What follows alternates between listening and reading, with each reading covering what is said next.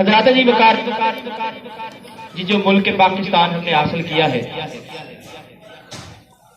اس میں ہمارا بھی کردار ہے۔ کردار کیا ہے کہ ہمارے بزرگوں نے پاکستان کو حاصل کرنے کے لیے بہت قربانیاں دی ہیں۔ توجہ آپ کی میری طرف ہونی چاہیے۔ تو ہمارے بزرگوں نے بہت سی قربانیاں دی ہیں۔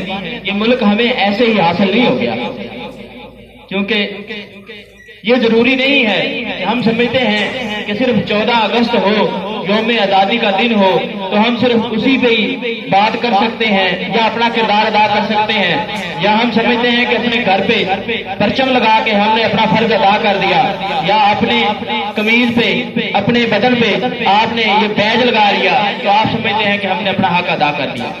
نہیں، بلکہ ہماری اور بھی بہت سی ذمہ داریاں ہیں، جس میں سب سے پہلی ہماری ذمہ داری یہی ہے کہ ہم اعلیٰ تعلیم حاصل کر کے ملک و قوم کی ترقی کا سبب بنے، تو ہمارا بھی حصہ ہوگا۔ اگر ہم یہی سوچتے رہیں کہ ہم نے علم حاصل کر کے کرنا کیا ہے، یا ہم ملک کی ترقی میں اپنا کردار کیسے ادا کر سکتے ہیں، پڑھتے نہیں ہیں، تو پھر اس کا مطلب ہے کہ آپ ملک کے ساتھ وفادار نہیں ہیں، کیونکہ یہ ملک سے وفاداری جو ہے یہ کوئی عام بات نہیں ہے۔ امام حسین علیہ السلام فرماتے ہیں کہ ملک سے محبت، وفاداری جو ایمان کا حصہ ہے۔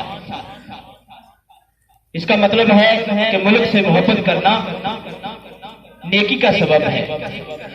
تو قائد اعظم نے فرمایا، اب بہت سے لوگ ایسے ہیں کہ جو یہ سوچتے رہتے ہیں کہ کوئی بھی کام کریں تو پہلے اس کے بارے میں سوچ بچار کریں کہ یہ درست سمت میں ہے بھی کہ نہیں، لیکن ہمارے عظیم لیڈر، ہمارے عظیم رہنما قائد اعظم محمد علی جناح نے کیا فرمایا؟ آپ فرماتے ہیں کہ میں درست فیصلے لینے پر یقین نہیں رکھتا، بلکہ کس چیز پہ یقین رکھتا ہوں؟ فیصلہ لے کر اسے ایک بہترین فیصلہ ثابت کر، یہی جذبہ آپ میں ہونا چاہیے۔ یہاں پہ ہم کیا کرتے ہیں کہ ہم پہلے سے آپ کے پاس جاتے ہیں کلاسز میں نام لکھوانے کے لیے، تو پہلے آپ نام نہیں لکھواتے، پھر آپ کو کہہ کے نام لکھواتے، بعد میں آپ اس کو نام کو کٹوانے کے لیے آ جاتے ہیں کہ نہیں جی میرا نام کاٹتے ہیں۔